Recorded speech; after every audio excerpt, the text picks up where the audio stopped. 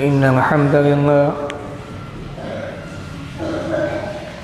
नहमदुहु व नस्तईनुहु व नस्तगफिरुह व नऊज़ु बिल्लाहि मिन शुरूरि अनफुसिना व मिन सय्यिआति अमालिना मन यहदिहिल्लाहु फला मुज़िल्ल लहु व मन युज़लिल्हु फला हादिय लहु व अशहदु अन ला इलाहा इल्लल्लाहु वहदहु ला शरीका लहु व अशहदु अन्न मुहम्मदन अब्दुहु व रसूलुहु अम्मा बअद फ़इन्न खैरल हदीस किताबुल्लाह व खैरल हदी हदी मुहम्मदिन सल्लल्लाहु अलैहि वसल्लम व शर्रल उमूरि मुहदसातुहा व कुल्लु मुहदसतिन बिदअह व कुल्लु बिदअतिन ज़लालह व कुल्लु ज़लालतिन फिन्नार।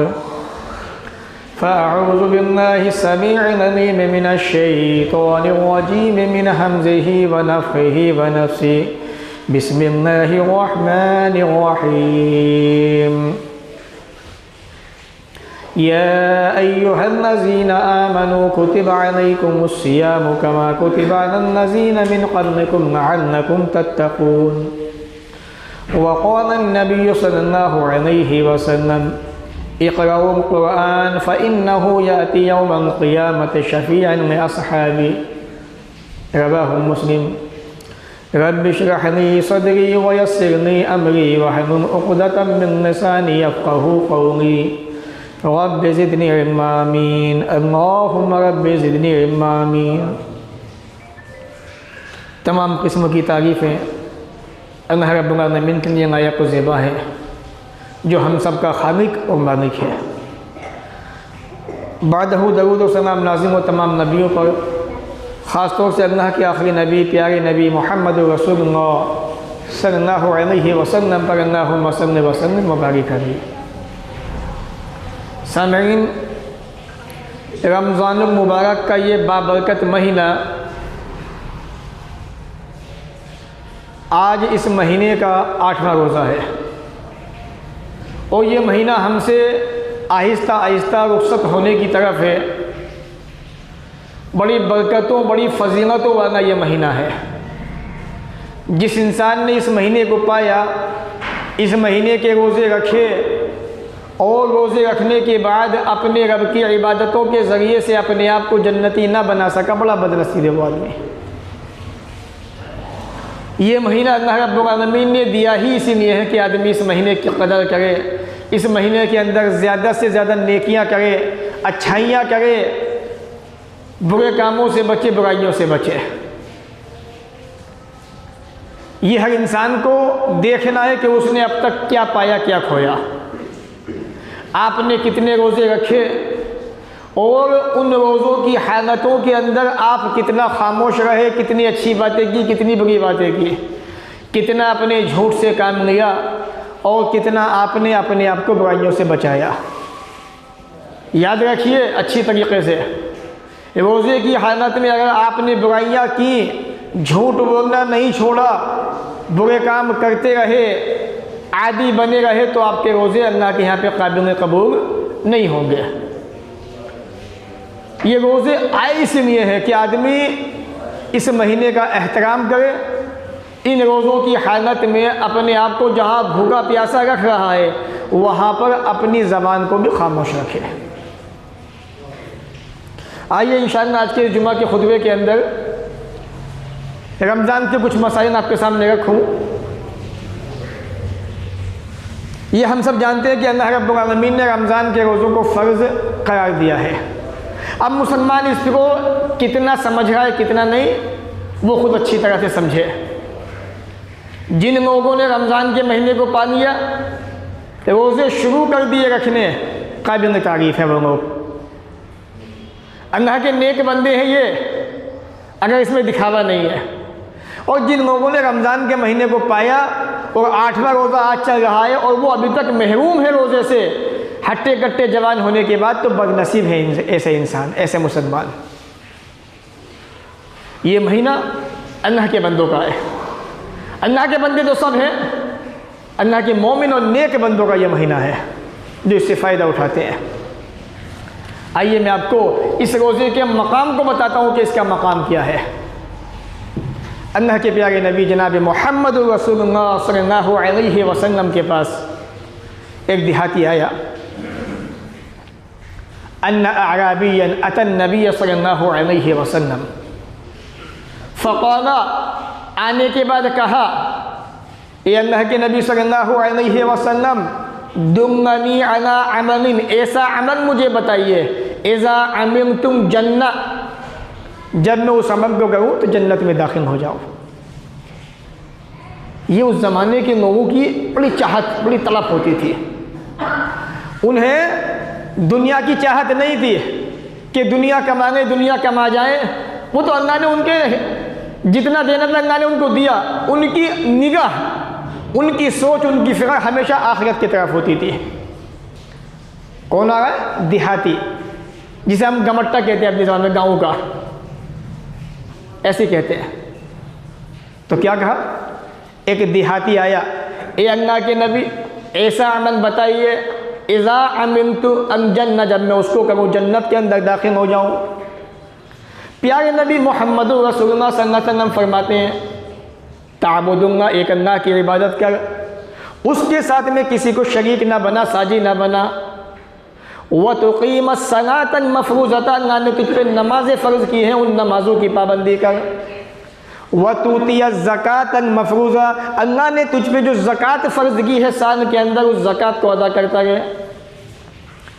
वसुम तो रमज़ाना, रमज़ान के रोज़े भी रख, अल्लाह रब्बुल आलमीन ने तुझे रमज़ान का महीना दिया हुआ है, इस महीने की कदर कर, इसके रोज़ों की पाबंदी कर। रसूल अकरम ने ये काम उसको बता दिए। काला, अब वो देहाती वापस हो रहा है अल्लाह के नबी के पास से, बातें सुनने के बाद पीठ फेरी, फनम्मा, वन्ना, पीठ फेर के जाने लगा।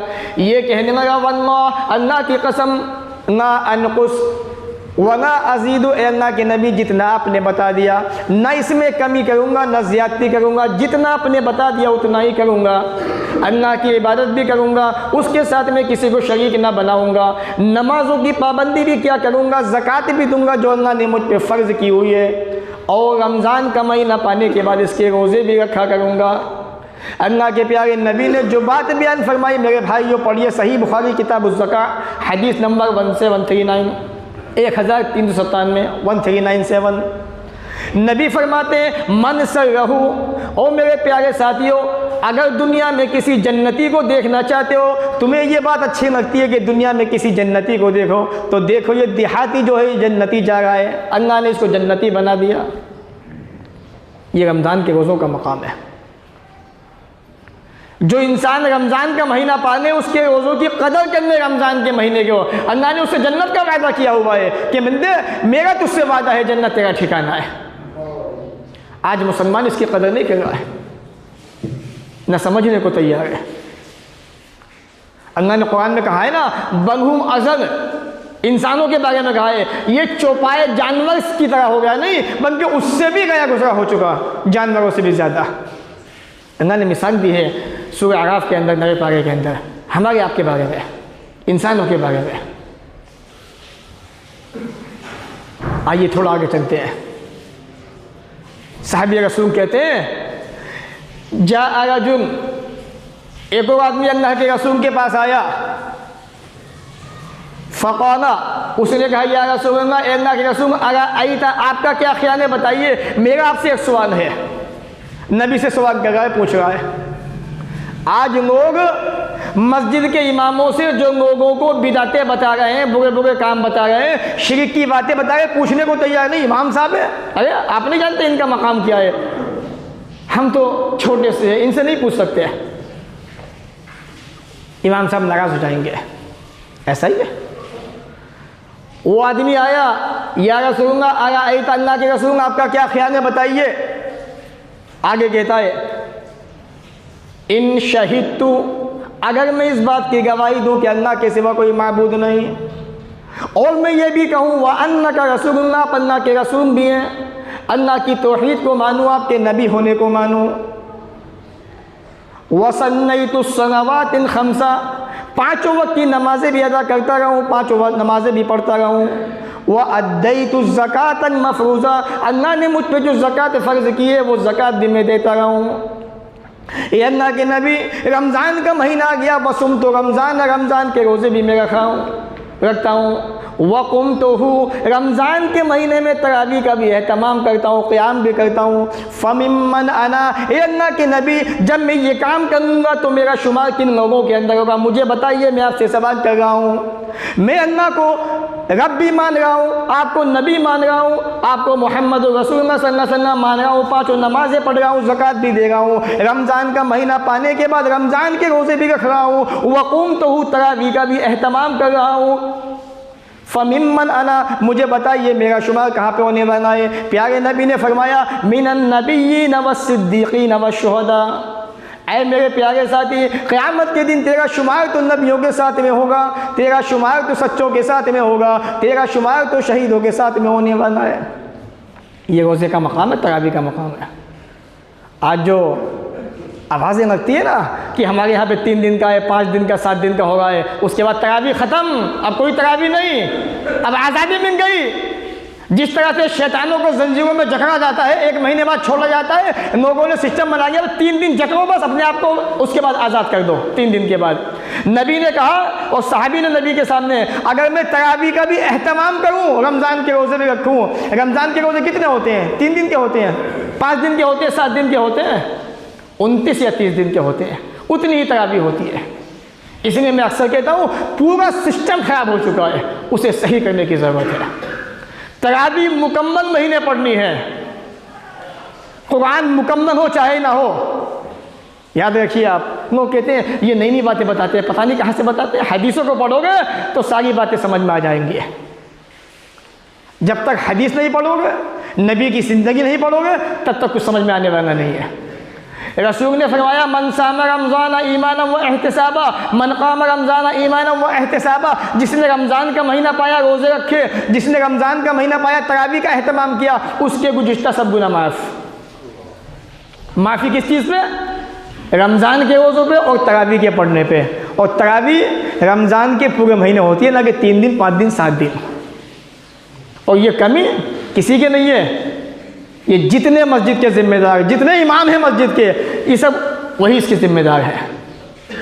इन्हें बताना चाहिए, लोगों को समझाना चाहिए, लेकिन वही है ना, बस बहुत सारी बातें हैं जो कहने के काबिल नहीं होती हैं, लेकिन ज़बान पे आ जाती हैं। बस हर इंसान को अपनी पड़ी है, बस दीन की किसी को परवाह नहीं है। इमाम मालिक को पढ़ा कीजिए। इमाम मालिक रहमतुल्लाह अलैह वो चट्टान थी अपने ज़माने की। इनके ज़माने के अंदर बादशाह ने एक आदमी के कंधे पे बंदूक रखी, सीरत पढ़िए इनकी। हक़ की बात आई तो एक वाक़या मैं आपको बता देता हूँ, हक़ होता क्या है। हमारे असनाफ ने हक़ के मुकाबले में किस तरह से डट गए, जम गए, और उस आदमी से कहा अपनी बीवी को तलाक दे। ज़बरदस्ती तलाक दिलवाई, उसके बाद ख़ुद बादशाह ने शादी कर ली उसकी बीवी से।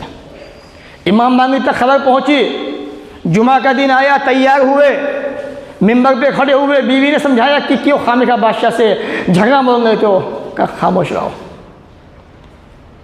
कहा कि मुझे ये खबर पहुंची है कि ऐसे ऐसे किसी आदमी ने या बादशाह ने जो है फला आदमी के कंधे पे बंदूक रख के उसकी बीवी को तलाक दिलवाई है। रसूल ने फरमाया ऐसी तलाक वाक़ई नहीं होती है। आज हमारे यहाँ पे सारी तलाक़ें वाक़ई हो जाती हैं, चाहे जैसे भी दे दो बस। क्या कहा इमाम मालिक ने? अगर बादशाह ने ऐसा किया है तो ये अच्छा नहीं किया। रसूल ने अकरम सल्लल्लाहु अलैहि वसल्लम ने फरमाया कि ऐसी तलाक वाक़ई नहीं होती है। आपने हक बात कही। घर गए जुमा पढ़ा के, बादशाह के तकरीबन 1500 सिपाही पहुंच गए तलवार लेके, गिरफ्तार किया गया, पैसे सामने फेंके, कहा कि फतवा बदल दीजिए। कहा आज तक किसी माँ ने ऐसा बेटा जना नहीं ज़मीन के ऊपर जो इमाम मालिक को खरीद सके। आज तक किसी माँ ने ऐसा बेटा पैदा नहीं किया जो इमाम मालिक के ईमान को खरीद सके। ये मोहम्मद रसूलुल्लाह सल्लल्लाहु अलैहि वसल्लम है। आपने फरमाया ऐसी तलाक वाक़ई नहीं होती है। आपको मारा गया, कोड़े बरसाए गए, यहाँ तक कि आपके दोनों हाथ टूट गए। इसके बाद आपने हाथ छोड़ के नमाज़ें पढ़ी। अंधों ने यह नहीं देखा कि इमाम के हाथ क्यों टूटे, लोगों ने इमाम साहब को देख के हाथ छोड़ के नमाज़ पढ़नी शुरू कर दी कि फला इमाम के नज़दीक हाथ छोड़ के नमाज़ पढ़ना जायज़ है। जिस आदमी के हाथ टूट गए हो, क्या उसके हाथ उठ सकते हैं? अगर इतनी मोहब्बत है इमाम साहब से, पहले अपने हाथ तोड़ो सब के सब जो उनकी मोहब्बत में नमाज़ पढ़ रहे हाथ छोड़ के, उसके बाद कोई दिक्कत नहीं, आप खूब नमाज़ें पढ़ो हाथ छोड़ के। तो असल चीज़ क्या है उसको समझने की ज़रूरत है। न समझना चाहता इंसान, न लोग समझाना चाहते हैं। तो एक आदमी ने सवाल किया, अल्लाह के रसूल मैं कहाँ पे होऊंगा रोज़ा रखने के बाद? आपने फरमाया तुम्हारा शुमार जो है नबियों के साथ में होगा, सच्चों के साथ में होगा और शहीदों के साथ में होगा। ये रोज़े का मकाम है जो अल्लाह ताला ने रखा हुआ है। रब्बुल आलमीन ने इसी रोज़े के ताल्लुक़ से फरमाया, अल्लाह के नबी फरमाते हैं, अल्लाह ने फरमाया ये रोज़ा एक ऐसी इबादत है जो बंदा सिर्फ मेरी रज़ा के लिए रखता है। करता क्या है बंदा? व अना अजज़ी बिही, और बंदे को इसका बदला भी मैं ही देने वाला हूँ। आपने फरमाया यदउ शहवतहु व तआमहु, जो बंदा पूरी मजलिस के अंदर रोज़े की हालत में बैठा हुआ है, या जो मुसलमान रोज़े की हालत में आज, अल्लाह के नबी फरमाते हैं, अल्लाह फरमाता है इस बंदे ने खाने को छोड़ा, मेरी वजह से छोड़ा। बंदा सुबह से शाम तक भूखा प्यासा है, मेरी बुनियाद पर है। वह शहवतहु, मैंने कहा कि बंदे तुझे बीवी के पास नहीं जाना है, बीवी उसकी है, जायज़ है, उसके लिए हलाल भी है, सब कुछ है, लेकिन मैंने कहा मेरे बंदे तुझे सुबह से शाम तक बीवी के पास नहीं जाना है। बंदे ने खाना पीना भी छोड़ दिया, बीवी के पास जाना छोड़ दिया। ए अल्लाह मैं तेरी मान रहा हूँ, तेरे सिवा किसी के नहीं मानता। अल्लाह ने फरमाया यदउ शहवतहु व तआमहु मिन अजली, बंदे ने सब कुछ छोड़ दिया मेरी खातिर, मेरी वजह से। इसीलिए मैंने रोज़ेदारों को दो दो खुशियाँ दी हैं। एक खुशी जब बंदे को हासिल होती है, जब वो इफ्तार करता है, इस बात पे खुश होता है, ए अल्लाह आज मेरा एक रोज़ा मुकम्मल हो गया, कंप्लीट हो गया। अल्लाह मैंने तेरी रज़ा की खातिर ये रोज़ा रखा हुआ था, आज मैंने इसको मुकम्मल कर लिया। ए अल्लाह एक खुशी मेरी बाकी है, जब तुझसे क़यामत के दिन मुलाकात होगी, जब मैं तुझे अपनी निगाहों से देखूंगा, फेस टू फेस, तू मेरे सामने होगा, मैं तेरे सामने होऊंगा। ए अल्लाह तू मुझे अपने हाथों से तोहफ़ा देगा, इनाम देगा, तब मुझे खुशी हासिल होगी। ये मकाम है रोज़ेदारों का। आज हम समझने को तैयार नहीं है। ये महीना ऐसे ही गुजर रहा है, बस न कुरान की पता, न नमाज़ों की पता, न दुआओं की पता। आगे आपने फरमाया वमा खलूफ़ फमिस्साइम अत्यब इंदल्लाहि मिन रिहिल मिस्क, और रोज़ेदारों, ये मेरा पैगाम सिर्फ रोज़ेदारों के लिए, औरों के लिए नहीं। अभी ईद का दिन आने वाला है, कुछ दिनों के बाद जब आएगा वो कहेंगे तमाम मुसलमानों को, सभी भाइयों को ईद की मुबारकबाद। गलत कहते हैं, वो दिखावा करते हैं अपनी बातों के अंदर। ईद की मुबारकबाद मोहम्मद रसूलुल्लाह सल्लल्लाहु अलैहि वसल्लम की उसे देना चाहते हो तो रोज़ेदार उसके हक़दार है, बेरोज़ेदार उसके हक़दार नहीं है। ये तो तोहफ़ा अल्लाह ने दिया हुआ है रोज़ेदारों को। और अल्लाह के बंदो, तुमने रमज़ान के महीने में रोज़े रखे, अब तुम उसके शुक्रिया में ईद की नमाज़ अदा करो। ये अल्लाह ने तोहफ़ा दिया उनको, बेरोज़ेदारों को नहीं। वो तो आ जाते हैं, अलग बात है बेचारे रोज़ेदारों के पीछे पीछे, वरना ये फजीलत, ये मकाम, ये तोहफ़ा रोज़ेदारों के सिवा किसी का नहीं है, ये उन्हीं का तोहफ़ा है ये बस। तो नबी ने फरमाया अल्लाह रब्बुल आलमीन को रोज़ेदार के मुँह की बू जो इंसान के मुँह से निकलती है, मुश्क कस्तूरी की खुशबू से भी ज़्यादा पसंदीदा होती है। और ये कोई छोटा मोटा मकाम नहीं, बहुत बड़ा मकाम है रोज़ेदारों का। इसलिए ये रमज़ान का महीना अभी एक ही हफ़्ता इसका गुजरा है, इस महीने की कदर करें, इसके अंदर नेकियां करें, ज़्यादा से ज़्यादा कुरान की तिलावत करें। आइए मैं आपको इस रोज़े की, इस कुरान की बरकत बताता हूँ मैं आपको, कितना बड़ा फ़ायदा है इसका। जो लोग तरावी का एहतमाम कर रहे हैं, देखिए दो चीज़ें तरावी के अंदर आमतौर पे बेहतर अफजल ये है कि आदमी तरावी का एहतमाम मस्जिद के अंदर करे, इमाम के पीछे खड़ा होकर कुरान को सुने। अगर हाफिज़ कुरान है तो मुकम्मल कुरान सुने, हाफिज़ नहीं है तो अलग बात है। आमतौर पे बहुत से लोग घर में पढ़ते हैं, मना नहीं है, गुंजाइश पढ़ सकते हैं आप, गुंजाइश है मसले के अंदर, लेकिन इमाम के पीछे खड़े होकर पढ़ना ज़्यादा अफजल है। आपको जमात का सवाब मिल रहा है, कुरान का सवाब मिल रहा है, मुकम्मल कुरान के भी सवाब आपको हासिल हो रहा है। इसलिए इस पर भी थोड़ा गौर व फिक्र कीजिए और नेकियों को ज़ाया होने से बचाइए। अल्लाह के प्यारे नबी ने फरमाया, अस्सियाम वल कुरान यशफ़अन लिल अब्द यौमल क़ियामा। रोज़ा, कुरान मजीद, ये दोनों क़यामत के दिन अल्लाह की बारगाह में खड़े होंगे और दोनों सिफारिश करेंगे अल्लाह ताला से बंदे के लिए। रोज़ा कहेगा, या रब्बी, ए मेरे परवरदिगार, मनाअतुहु बित्ताम व शहवात, मैंने इसको खाने से भी रोक दिया, मैंने इसको शहवत से भी रोक दिया, बीवी के पास जाने से रोक दिया मैंने इसको। फशफ़नी फ़ी, मेरी सिफारिश कबूल फरमा इसके हक़ में। अब बाकी कुरान की आएगी, कुरान कहेगा, मनाअतहु नौम बिल्लैल, परवरदिगार मैंने इसको रात में सोने से रोक दिया। फशफ़नी फ़ी है, मेरी सिफारिश तो कबूल फरमा। ये बंदा रातों को खड़ा होकर कुरान का अहतमाम कर रहा था, कुरान को पढ़ रहा था तरावी के अंदर, मेरी सिफारिश कबूल फरमा इसके हक़ में। नबी फरमाते हैं फ़यशफ़अन, रोज़े की कुरान की दोनों की सिफारिश कबूल की जाएगी। अब जिन लोगों ने 3 दिन में मुकम्मल किया और खिसक लिए, उनका सवाब तो ख़त्म, वो महरूम हो गए इस चीज़ से। जो लोग 29 या 30 तक मुकम्मल कंटिन्यू रोज़ा रखेंगे, कुरान का एहतमाम करेंगे, तरावी का भी एहतमाम करेंगे, ये फजीलत उनको है। ये नहीं कि बस 2-4 रोज़े रख लिए उसके बाद छुट्टी, नहीं, उनको ये फजीलत हासिल नहीं हो सकती है। बहुत से लोग ऐसे भी हैं समाज के अंदर, सहरी में उठना नहीं चाहते, रात में खा के सो जाते हैं। कुछ लोग वैसे फजर में नहीं उठते, सोए रहते। रमज़ान का महीना आने के बाद में मुसलमानों की हालत ये रहे तो इससे बड़ा बदनसीब मुसलमान कोई नहीं है। सहरी एक ऐसी चीज़ है जो हमारे और यहूदियों के दरमियान फ़र्क करती है। अगर कोई आदमी सहरी नहीं खाता तो वो इस बात का ऐलान कर रहा है, लोगों मुझे पहचानो तो मैं यहूदी हूँ, अब तक तुमने मुझे पहचाना नहीं है। याद रखिए आप, ये बात मैं नहीं कह रहा, हदीस के अगली अल्लाह के रसूल की। कभी आप समझो कि इमाम साहब ने हमें तो ऐसा कह दिया, होती है बातें बहुत दफ़ा बाहर। आपने फरमाया हमारे और अहले किताब के दरमियान फ़र्क सहरी खाने का है। आपने सहरी खाई, आप मुसलमान ने सहरी नहीं खाई तो आप मुसलमान से हटे, अहले किताब में दाखिल हो गए। इसलिए सहरी खाना रसूल अकरम की सुन्नत है। आपने फरमाया सहरी खाया करो, इसके अंदर बरकतें हैं, यानी इसके अंदर अजर व सवाब मौजूद है। एक हदीस पाक में आपने फरमाया सहरी खाना बरकत है, इसे ना छोड़ा करो। अगरचे पानी का एक घूंट ही पियाना है, उठ गो पानी का घूंट पियो, उसके बाद नमाज पढ़ के सो जाओ, कोई दिक्कत नहीं है। आगे आपने फरमाया जो लोग सहरी खाते हैं, अल्लाह रब्बुल आलमीन की रहमतें नाज़िल होती हैं सहरी खाने वालों पे, फरिश्ते सहरी खाने वालों के हक़ में रहमत की दुआएं करते हैं। और क्या चाहिए आपको भाई? अल्लाह रब्बुल आलमीन की रहमतें आपको मिल रही है, अल्लाह ताला अपनी रहमतें नाज़िल फरमा रहा है आपके ऊपर, और फरिश्ते आपके हक़ में दुआएं कर रहे हैं, इससे बड़ी बात क्या है आपके लिए? हज़रत इक़बाल इब्न सारिया रज़ी अल्लाह तआला अन्हु कहते हैं, अल्लाह के रसूल सल्लल्लाहु अलैहि वसल्लम ने मुझे बुलाया अपने पास सहरी के खाने की तरफ रमज़ान के महीने में। तो आपने कहा कि आओ ये खाना मुबारक है, मुबारक खाना खा लो।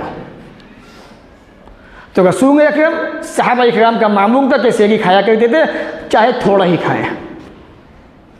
एक सहाबी कहते हैं रसूल अकरम के पास एक आदमी आया, आप सहरी खा रहे थे तो आपने कहा कि इन्नहा बरकतुन, ये बरकत है, आओ मेरे साथ में शामिल हो जाओ, ये खाना खाओ, अल्लाह ने हमें ये बरकत अता की है, इसे मत छोड़ो। सहरी खाने के ताल्लुक़ से बेशुमार रिवायतें मौजूद हैं। और सबसे बेहतरीन सहरी क्या है? आमतौर पर रोटी हम खाते हैं, मुख्तलिफ़ किस्म के खाने हम खाते हैं, लेकिन बहुत कम लोग शायद ऐसे हैं जो सुन्नत रसूल सल्लल्लाहु अलैहि वसल्लम की सबसे पसंदीदा सहरी जो है वो शायद इस्तेमाल करते हो। इन्ना माशाअल्लाह, हो सकता है कि इस्तेमाल करते भी हो। नबी पाक ने फरमाया मोमिन की बेहतरीन सहरी खजूर है।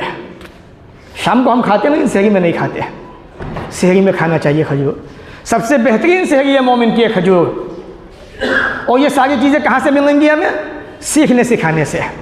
वो हमने सिस्टम ख़त्म किया हुआ है सीखने सिखाने का, हमारे पास वक्त नहीं है। बाकी फालतू कामों का वक्त बहुत ज़्यादा है। आप कहें तो दुनियादारी की बातें बहुत सीख लेंगे, गीबतें हैं, चुगली है, गाने की मुझे मार पिटाइए, फालतू काम है, मैचों का मसला है, IPL है, वो सब के लिए वक्त है हमारे पास। अगर वक्त नहीं है तो सिर्फ दीन के लिए वक्त नहीं है, जिस पे हमारी दुनिया आखिरत दोनों की ज़िंदगी का दारो मदार है।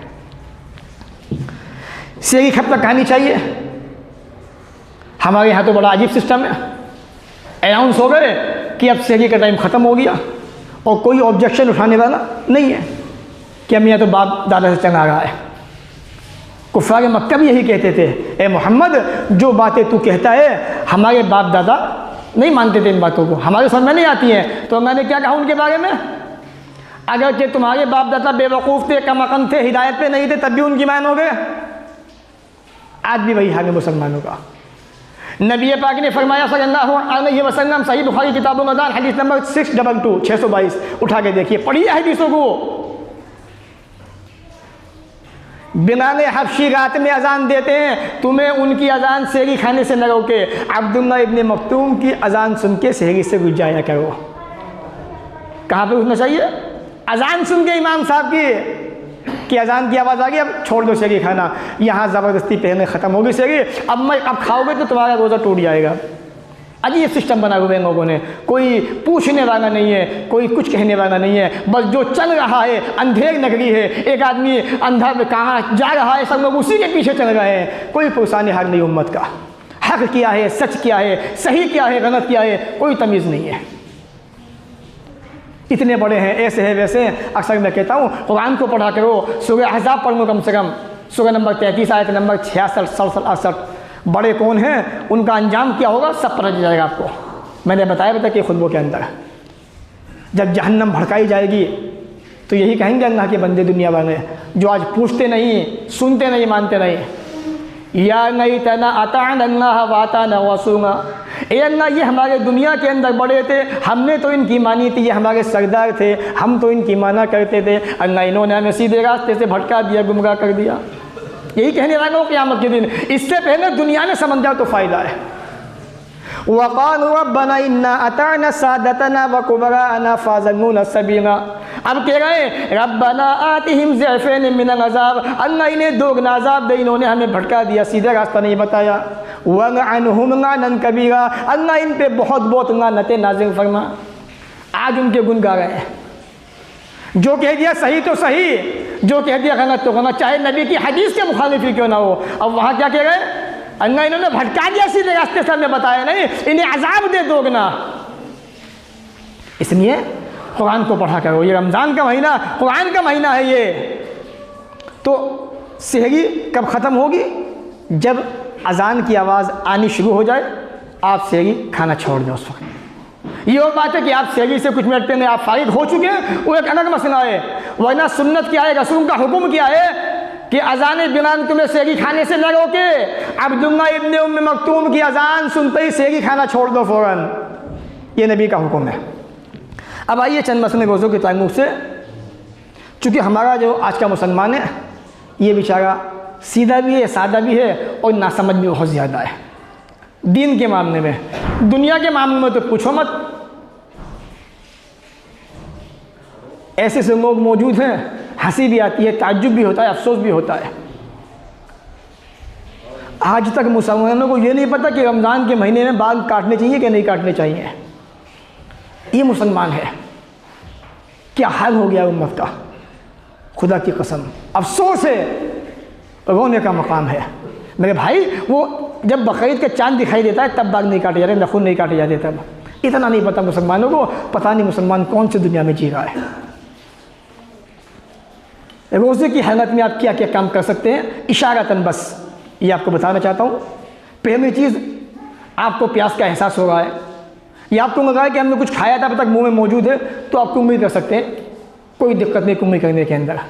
रिवायतें मौजूद हैं, आसार मौजूद है। नाक के अंदर पानी इस अंदाज से डालें कि ऊपर ना पहुँचे, नाक के अंदर पानी भी डाल सकते हैं आप, लेकिन इतना ना खींचे कि पानी हनक तक पहुँच जाए, वरना रोज़ा टूट जाएगा। सर में तेल का इस्तेमाल कर सकते हैं। लोग पूछते हैं मगर साहब सर में तेल डालें कि ना डालें रोज़े की हालत में। अजीब हाल है उम्मत का, लोग सीखना नहीं चाहते। मेरे भाई सीखिए, वक्त निकालिए दीन के लिए भी। सहाबा इकराम के ज़माने में, अल्लाह के रसूल के ज़माने में लोग दूर दूर से दीन सीखने आते थे और सीख के अपने घर वापस जाते थे। कंघी करना, कंघी भी कीजिए आप तेल डालने के बाद, ये रसूल अकरम को बहुत ज़्यादा पसंदीदा थी ये चीज़ है। खुशबू का इस्तेमाल कर सकते हैं आप रोज़े की हालत में। फलां ने बता दिया कि मकरूह है, रोज़ा मकरूह हो जाएगा। अरे बीड़ी पी रहे हो रमज़ान इफ्तार के बाद, वहाँ तुम मकरू नहीं हो गए हो और यहाँ सुन्नत रसूल अपनाई जा रही है तो मकरू हो गई है। अजीब सिस्टम लोगों ने बनाया हुआ है। अगर आपको गर्मी का एहसास है या नहीं भी है तो आप गुस्ल कर सकते हैं रोज़े की हालत में। उससे आपको ताकत मिलती है कि नहीं मिलती है, एनर्जी आती है बॉडी के अंदर उससे, लेकिन नबी ने हुक्म दिया आप गुस्ल भी कर सकते हैं। आप यहाँ तक कि सींगी लगवाना, हिजामा जिसे कहते हैं, बॉडी के अंदर से गंदा खून निकलवाना, आप रोज़े की हालत में ऐसा भी कर सकते हैं। अल्लाह के रसूल की हदीस मौजूद है बाकायदा, आपने खुद निकलवाया खून को, और मान लीजिए आपको किसी को खून देने की ज़रूरत भी आ गई, अगर आपको ये पता है कि मेरे अंदर कमज़ोरी नहीं आएगी तो आप खून दे सकते हैं। लेकिन ये डर है कि मैं कमज़ोर हो सकता हूँ, मेरा रोज़ा टूट सकता है, तो फिर ना दे, बेहतर ये है, क्योंकि एक फ़र्ज जायज़ काम की वजह से फ़र्ज़ को नहीं छोड़ सकते आप। हाँ, कोई मसला ऐसा आ गया कि सामने वालों की जान बचाना ज़रूरी है, इस्लाम कहता है पहले उसकी जान बचाओ, इसकी क़ज़ा बाद में दे देना, ऐसा भी कर सकते हो, इंशाअल्लाह गुंजाइश है। आँखों में सुरमे का इस्तेमाल कर सकते हो आप, मना नहीं है, लगाइए आप, मौजूद है बाकायदा। रोज़े की हालत में बीवी का बूसा भी नहीं सकते हो आप, बूसा कहते हैं पेशानी को चूमना। लेकिन यहाँ पे एक चीज़ है, रसूल ने फरमाया कि अगर तुम्हें इस बात का डर नहीं है कि हाँ तुम मतलब सोहबत तक नहीं पहुँच सकते हो तो बूसा ले सकते हो, वरना बचना चाहिए, क्योंकि मोहम्मद सल्लल्लाहु अलैहि वसल्लम अगर बीवी का बूसा ले गए तो वो अपनी ताकत पे सबसे ज़्यादा काबू पाने वाले हैं। अगर आपका काबू नहीं है तो आप बूसा लेना है, वरना बूसा लेना रोज़े की हालत में जायज़ है, आपका रोज़ा टूटेगा नहीं, हदीस मौजूद है बाकायदा। मिसवाक करना नबी की सुन्नत है, रोज़े की हालत में मिसवाक खूब कीजिए, आप कर सकते हैं, मना नहीं है आपको। टूथपेस्ट का मसला गुंजाइशें कर सकते हैं, लेकिन ये डर है आपको कि अंदर पहुंच सकता है तो बचे ना करें। उसके मुकाबले में मिसवाक मौजूद है, सुन्नत मौजूद है, तो सुन्नत को इस्तेमाल कीजिए। कुछ लोग शादीशुदा होते हैं, खड़ूस टाइप के होते हैं, थोड़े से मतलब अक्खड़ दिमाग के, उनकी भी बहुत परेशान है बेचारों से कि ज़रा सा नमक फीका हो गया तो बस डंडा लेके चढ़ जाएंगे। तो ऐसी औरत रोज़े की हालत में हांडी का मज़ा जायका चख सकती है, उसके बाद थूक दे वो उसको, मौजूद है बाकायदा रिवायत है, साहबा के आसार मौजूद है। तो रोज़े की हालत में औरत ये ना कि आप भी चखने लग जाएँ, वो खाना बनाती है, वो अगर आप खाना बनाते हैं और आपकी बीवी सकते हैं आपके ऊपर तो आप भी कर सकते हैं ऐसा, लेकिन आमतौर पर खाना औरतें बनाती हैं तो औरत चख सकती है, उसके बाद थूक दे उसको। आदमी रोज़े की हालत में है, अंदर से थूक मुंह में आ गया आदमी के, उसको क्या करे, थूक दे या मुंह में वापस नहीं जाए, चूँकि वो चीज़ अंदर से आई है, आदमी थूक को सुटक सकता है, निगल सकता है, रोज़ा नहीं टूटेगा। रोज़ा टूटता है जो चीज़ बाहर से हलक के ज़रिए अंदर जाती है, अंदर से वो चीज़ आई थी अंदर वापस पहुँच गई तो रोज़ा नहीं टूटेगा इंशाअल्लाह। जो चीज़ बाहर से हलक के ज़रिए जाती है रोज़ा उससे टूटता है। नाक में दवा डालने का मसला, आदमी की तबीयत ठीक नहीं है, नाक में दवा डाल सकता है, लेकिन ख्याल रखें कि नाक की दवा हलक तक ना पहुँचे, इस बात का ख्याल रखा जाए। मेहंदी लगाना, खूब लगाइए मेहंदी, सर पे लगाए, दाढ़ी पे लगाए, कोई मना नहीं है, मेहंदी का इस्तेमाल कर सकते हैं। औरत यहाँ तक के मेकअप का भी इस्तेमाल रोज़े की हालत में कर सकती है, मना नहीं है। ये वो मसाइल हैं जिनको मुहद्दिसीन ने बयान किया है आसार और अहादीस की रोशनी के अंदर। ये थे वो मसले यानी जो रोज़े की हालत में आदमी कर सकता है। अब कुछ चीज़ें उनसे बचिए, मैं अक्सर कहता हूँ झूठ से बचिए, ग़ीबत से बचिए, झगड़ों से बचिए, बिदअतों से बचिए। और एक चीज़ हो जाता है कि मुझे हाँ कभी कभी ऐसा होता है कि रोज़े की हालत में इंसान को क्या आ जाती है, इमाम साहब के पास गए, अगर तुम्हारा तो रोज़ा टूट गया। मेरे भाई ये दीन है, कोई मजाक नहीं है। आप कौन होते हैं? आपको शरीयत ने ठीक ही इमाम बनाया है, लेकिन आप जो है इतनी अथॉरिटी नहीं कि आप डायरेक्ट फतवा ठोक दो किसी के ऊपर। उम्मा की टीम होती है बाकायदा, उनकी मौजूदगी में फतवा दिया जाता है। आप मुझसे कहें कि फतवा दे दीजिए, नहीं, पहले हम मशवरा करेंगे अपनी टीम से आलिमों की, जो राय वहाँ होगी उसके मुताबिक फतवा दिया जाएगा। तो अगर किसी को के हो जाए, उल्टी हो जाए तो रोज़ा नहीं टूटता है। हदीस है अल्लाह के रसूल की बाकायदा। कोई जानबूझ के उल्टी कर दे, हनक में हाथ डाल दे तो उसका रोज़ा टूट जाता है। ये फ़र्क है, एक उल्टी का आना ऑटोमेटिक, वो तो उसके हाथ में नहीं है, एक जानबूझ के करना उल्टी करना, इससे रोज़ा टूट जाता है। इसलिए ध्यान रखिए इन बातों का। एक बात और, आदमी सोया रात में, सुबह उठा पता लगा कि वो एहतमाम उसको नाइट फाइल हो गया है। अब क्या करें? वो फजर पड़ के सोया था, दिन में उठा तो नापाक हो चुका। लोग समझते हैं कि इसका रोज़ा ख़राब हो चुका, टूट गया। रोज़ा नहीं टूटता एहतमाम से। एहतनाम के होने से रोज़ा नहीं टूटता है, याद रखिए आप अच्छी तरीके से। ऐसी कोई हदीस नहीं है। एक मसला हो अल्लाह के रसूल के ज़माने का, रसूल अकरम का खुद, आदमी रात में बीवी के पास गया, आँखें खुली, देर से उठा आदमी, सहरी में 10 मिनट बाकी, 15 मिनट, 20 मिनट बाकी थे। अब वो नहाने जाए कि सहरी खाए। हमारे यहाँ का दस्तूर है कि नापाक है तो रोज़ा नहीं होगा, ऐसा ही है। नबी का हुक्म है पहले सहरी खाओ, अजान होती है होने दो, कोई दिक्कत वाली बात नहीं है।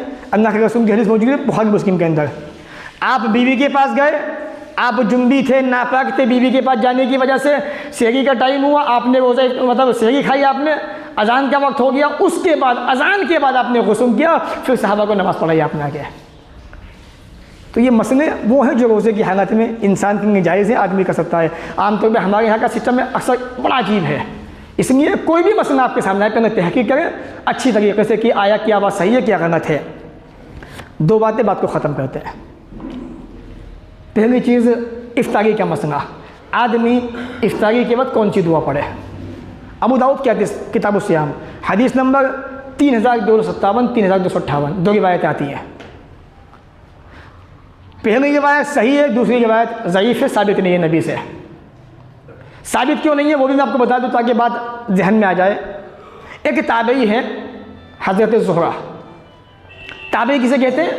उस आदमी को जिसने सहाबी का ज़माना पाया हो, नबी का ज़माना ना पाया हो। वो ताबई कहते हैं कि मुझे ये खबर पहुंची है कि नबी सल्लल्लाहु अलैहि वसल्लम ये दुआ पढ़ा करते थे। मुझे नबी का ज़माना तो पाया नहीं, सहाबी का ज़माना पाया। अब वो नबी के ताल्लुक़ से बातें बयान कर रहे हैं, उन्होंने नबी को देखा ही नहीं है, तो लिहाजा रिवायत क्या हुई? मुनक़ते हो गई, ज़ईफ़ रिवायत। वो कौन सी हदीस है? अन्नहुम्मा लका सुम्तु व अला रिज़्क़िका अफ़्तरतु, ये दुआ है, ये साबित नहीं है। हमारे भाइयों के यहाँ पे क्या है, इस दुआ के अंदर थोड़ा इजाफा है जो किसी भी हदीस से साबित नहीं है। अन्नहुम्मा लका सुम्तु व बिका आमन्तु व अलैका तवक्कलतु व अला रिज़्क़िका अफ़्तरतु। याद रखिए ये दुआ किसी हदीस से साबित नहीं है। आपको बातें अजीब लगती होंगी, आप तहकीक कीजिए बातों की। हम यहाँ मौजूद हैं, कहीं जाने वाले नहीं हैं। अच्छी तरह तहकीक करें, सुकून के साथ में, तसल्ली के साथ में। सही बात क्या है? अबू दाऊद किताब सियाम हदीस नंबर 2357 2357 अब्दुल्ला इब्न उमर कहते हैं कि अल्लाह के नबी सल्लल्लाहु अलैहि वसल्लम जब रोज़ा इफ्तार करते तो ये दुआ पढ़ते थे, ज़हब ज़माउ वबतन्नतिल उरूक़ु वसबतन अज्रु इंशाअल्लाह। ये वो दुआ है जो रसूल अकरम से सही सनद से साबित है। बताना मेरी जिम्मेदारी थी, मानना ना मानना ये आपकी जिम्मेदारी है। अल्लाह ताला हमें भी आपको भी इन बातों को सुनने के बाद अमल की तौफीक अता फरमाए। जब तक दुनिया में रखे, इज़्ज़त से रखे, ख़ात्मा भी हो तो ईमान पर हो। व आखिरु दावाना अनिल हम्दुलिल्लाहि रब्बिल आलमीन।